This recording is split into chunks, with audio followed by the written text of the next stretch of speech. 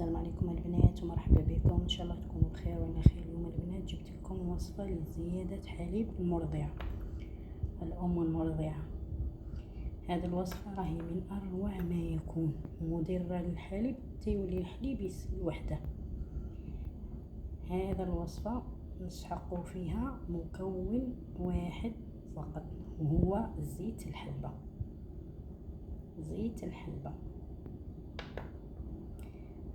نديرو ملعقه صغيره في فنجان قهوه الصباح وملعقه صغيره في فنجان قهوه عشيه ونشربوهم. واذا شتي الحليب ثرفيت تحبسي ديري غير الصباح، واذا شفتيه بزاف ولا يسيل غير وحده تحبسيها كامل.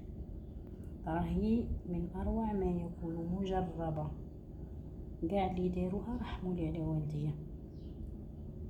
راهي وصفه رائعه رائعه رائعه بزاف، وفيها مكون واحد برك هو زيت الحلبه.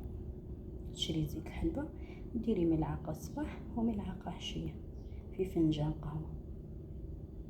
ان شاء الله الوصفه تكون نالت اعجابكم، واللي مازال ما اشتركتش في قناتي تشترك، ومازال كاين حاجات بزاف نضيفهم لكم، حاجات خاصين بالمرأة.